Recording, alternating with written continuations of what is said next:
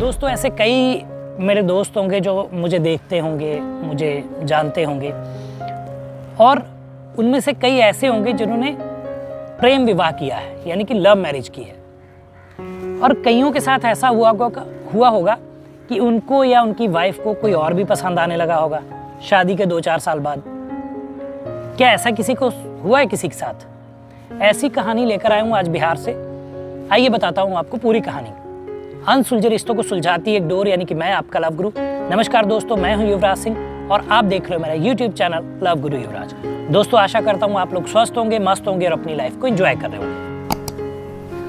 एक कहानी बिहार से, जहाँ पे एक महिला का नाम है शोभा, जो कि बीएमपी में है, यानी कि बिहार मिलिट्री पुलिस, और उनके पति गजेंद्र, जो कि एक टीचर है। कहानी पे लौटते हैं।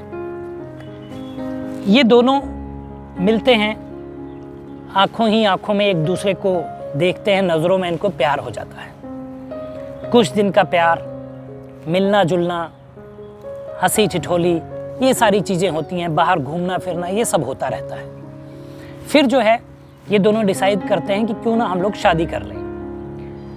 तो ये सारी कहानी के बीच में इनका शादी की बात आती है। 2016 में ये लोग शादी कर लेते हैं। शादी इनकी चलती है अच्छी, क्योंकि इनमें दोनों में प्यार था, बहुत प्रेम था। और ये प्यार शादी चलते चलते इनको एक बच्ची भी हुई, ठीक है। और ये प्यार चलता गया। लेकिन कुछ टाइम बाद जब ये इनकी वाइफ जो है, उनकी जॉब लगी बिहार मिलिट्री पुलिस में, बीएमपी में, उस दौरान उनको फिर से किसी एक युवक से प्यार हो गया, जो एक एसएसबी जवान था, सशस्त्र सीमा बल का जवान था। उसके साथ इनको प्यार फिर से हो जाता है। अब ये चोरी छुपे उनसे मिलती हैं, क्योंकि ये चाहती हैं कि पति को भी ना पता चले। और उधर इनके पति को कई बार ऐसा शक होता है कि शायद इनका कहीं अफेयर है।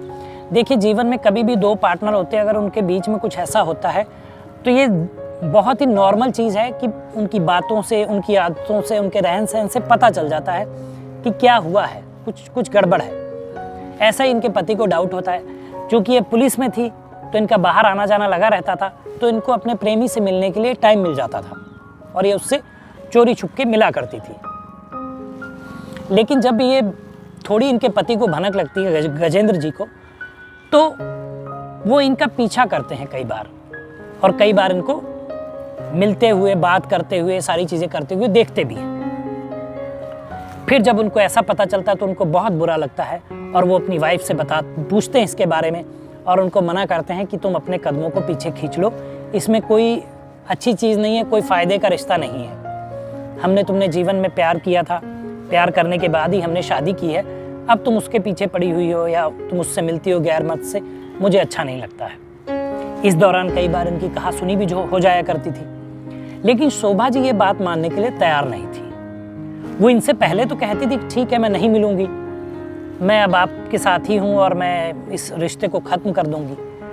लेकिन कहते हैं कि पापी मन जो है वो चुप नहीं बैठता है। वो कहीं ना कहीं कहती थी और फिर मिलती थी, और ये फिर इनको पता चलता था और फिर उनको समझाते थे, डांटते थे, सारी चीज़ें करते थे कि इनसे जो है वो बात करना बंद कर दें।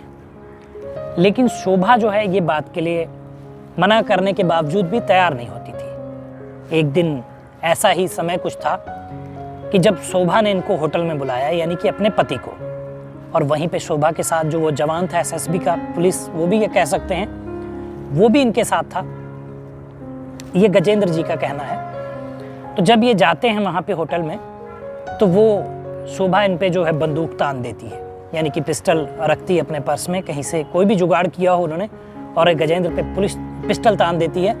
और गजेंद्र जो है, इस बीच हाथापाई होती है या कुछ भी होता है, गोली चलती है और शोभा की मौत हो जाती है।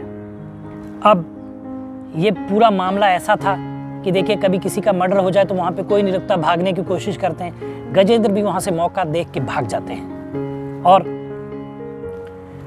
लेकिन एसएसबी जवान वहाँ पे था, तो वो गवाह था इस बात का कि क्या हुआ है। पुलिस गजेंद्र को कैसे भी करके पकड़ लेती है।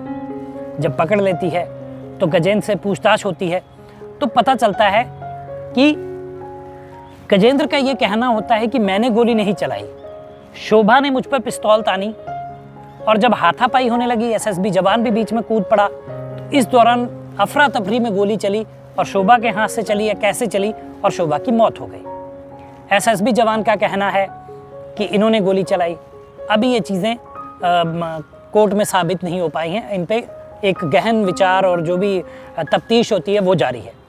लेकिन ये जो शादी के बाद नाजायज़ संबंधों थे, उनकी वजह से इसकी जो वाइफ थी, गजेंद्र की जो वाइफ थी, उनकी जान चली गई। तो दोस्तों, ये कहानी थी आपको अवेयर करने के लिए कि देखिए ऐसी चीज़ें भी होती हैं जिनको आप इतना प्यार करते हैं और शादी करते हैं, उसके बाद वो ही ऐसा कुछ करते हैं कि आपको बहुत परेशानियों का सामना उठाना पड़ जाता है। तो दोस्तों, अगर आप ऐसी किसी समस्या में हैं, आपकी शादी हुई है और आपकी पत्नी या आपका पति कहीं अफेयर कर रहा है, तो बस मुझे बताइए, मुझे मेल करिए अपनी परेशानी में। एक वीडियो के माध्यम से आपको एक रास्ता दिखाऊंगा, आपको सही रास्ता दिखाऊंगा जिस पर चलकर आप इस पचड़े से बाहर आ सकते हैं। तो दोस्तों, जब आप किसी से प्यार करते हैं, किसी से शादी कर लेते हैं प्यार करने के बाद, तो आपकी जिम्मेदारियां और भी बढ़ जाती हैं, क्योंकि आपने उनसे प्यार किया, प्यार करने के बाद शादी कर ली। आपका दायित्व बनता है कि आपका प्रेमी जो था, आपका पति हो गया या आपकी प्रेमिका जो आपकी पत्नी हो गई हैं, उनका पूरा ख्याल रखा जाए, उनके प्रति ईमानदारी दिखाई जाए, उस रिश्ते को जो है ऐसे खंडित ना किया जाए, ऐसे बदनाम ना किया जाए जिसको आपने प्यार करके शादी की है। उसमें अच्छे से रहा जाए, जिया जाए और उस रिश्ते को एंजॉय किया जाए और आगे आने वाली पीढ़ियों के लिए एक एग्जाम्पल, एक उदाहरण सेट किया जाए कि प्यार की ताकत क्या है, कि अगर किसी से प्यार किया, शादी की है, तो उसको जीवन पूरा जितना है उतना निभाना होता है। या प्यार करने से पहले ही सोचें कि जिनसे आप प्यार कर रहे हैं, क्या वो आपके काबिल हैं, क्या आप उनके साथ जीवन बिता पाएंगे। इन सारे बिंदुओं पे जांच करें, तभी आगे बढ़ें। तो दोस्तों, बताइएगा वीडियो कैसा लगा, कमेंट करिए, शेयर करिए, चैनल को सब्सक्राइब करिए। मिलेंगे अगली वीडियो में, तब तक मुस्कुराते रहिए, खुश रहिए, क्योंकि जीवन बहुत छोटा है। धन्यवाद।